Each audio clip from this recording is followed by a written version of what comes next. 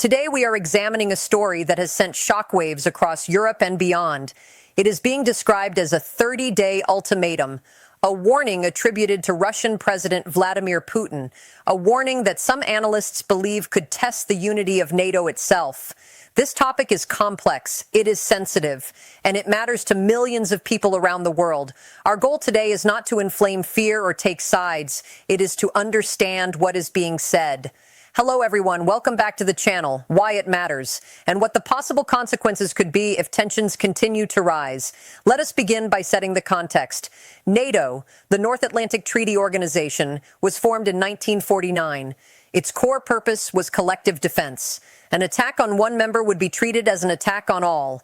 For decades, this principle helped prevent large-scale war in Europe. Even during the Cold War, NATO and the Soviet Union avoided direct conflict. Dialogue, deterrence, and mutual caution played key roles. That balance changed after the collapse of the Soviet Union in 1991. NATO expanded eastward. Former Warsaw Pact nations joined the alliance. Later, even former Soviet republics sought membership. From Russia's perspective, this expansion felt threatening. From NATO's perspective, it was voluntary and defensive. These opposing views have shaped tensions for more than 30 years. Fast forward to the present. Russia's invasion of Ukraine marked a turning point. It fundamentally altered Europe's security landscape. NATO responded with sanctions, military aid, and troop reinforcements along its eastern flank. Since then, rhetoric on all sides has intensified. The phrase 30-day ultimatum has gained attention because it suggests a deadline, a limited window for diplomacy, or possibly a warning of consequences.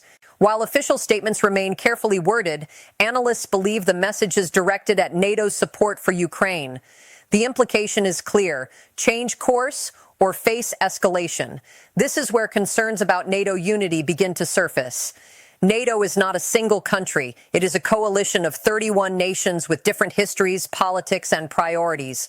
Consensus is required for major decisions. Some members are geographically closer to Russia. They feel immediate risk. Others are farther away and face domestic pressures at home. An ultimatum, real or perceived, exploits these differences. If one country feels less threatened, it may push for restraint. Another may argue for strength and deterrence. These debates are natural, but under pressure, they can become fractures. Russia has historically used strategic messaging to influence alliances. During the Cold War, it was common. Today, information moves faster and reaches wider audiences. Statements are amplified through media, social platforms, and political commentary.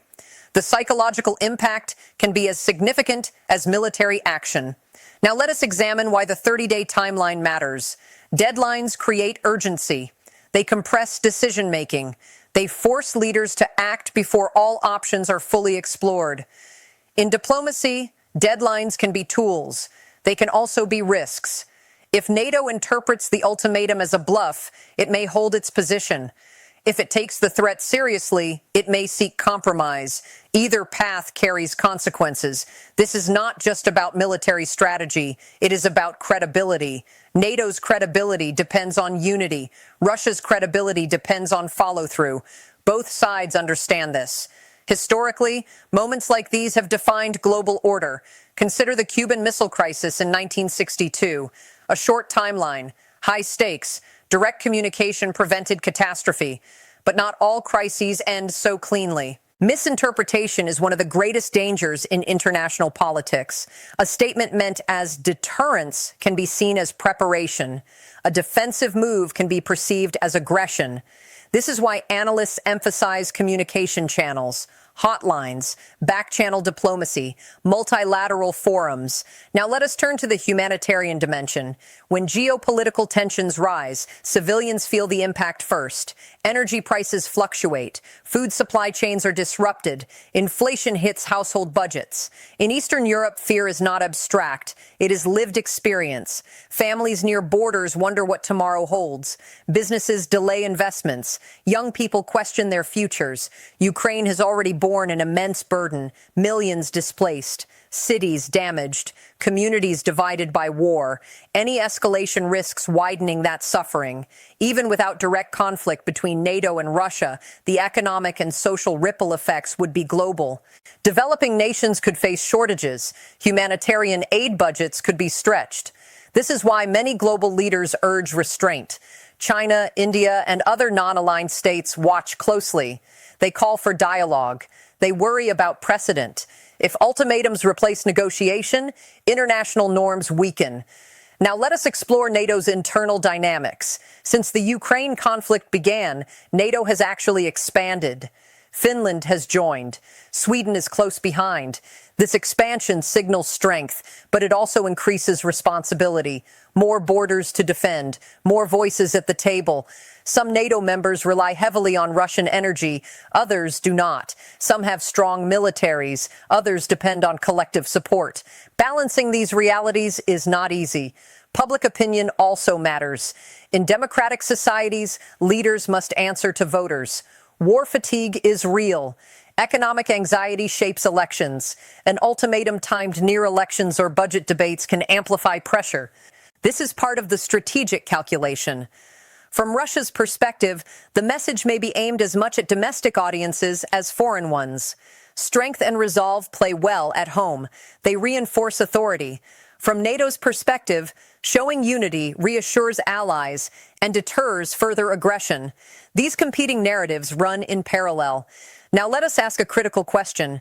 Could this ultimatum actually shatter NATO?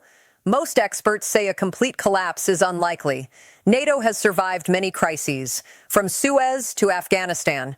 However, internal strain is possible. Disagreements over aid levels, rules of engagement, long-term strategy.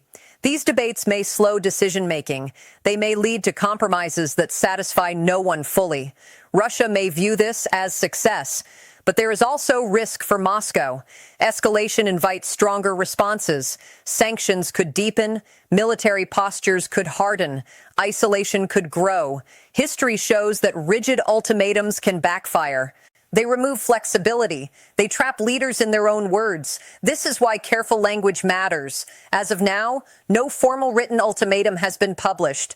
Much of what we discuss comes from interpretations of speeches, leaks, and intelligence assessments. This uncertainty itself is part of the tension. Ambiguity keeps opponents guessing, but it also raises anxiety. Now let us consider possible outcomes. One scenario is de-escalation. Back-channel talks lead to adjusted rhetoric.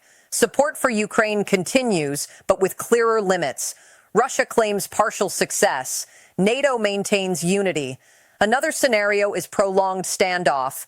No dramatic escalation, but no resolution either. Sanctions remain.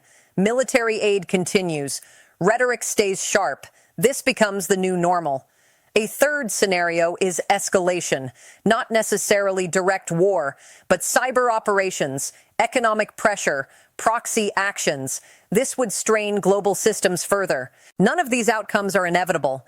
Human agency still matters. Leaders make choices. Diplomats negotiate. Public opinion influences direction. That is why understanding these dynamics is so important, as viewers, as citizens, and as global stakeholders. It is easy to reduce geopolitics to headlines and sound bites, but behind every statement are real people, families, workers, students. They deserve stability and peace. This channel focuses on analysis, not alarmism, on context, not slogans. When we hear phrases like 30-day ultimatum, we should ask deeper questions. Who benefits? What is the intent? What are the risks? Only then can we move beyond fear toward understanding. As we close today, remember this. History is not predetermined. Alliances are shaped by choices. And even in times of tension, dialogue remains possible. Thank you for watching. Stay informed, stay thoughtful, and we will see you in the next video.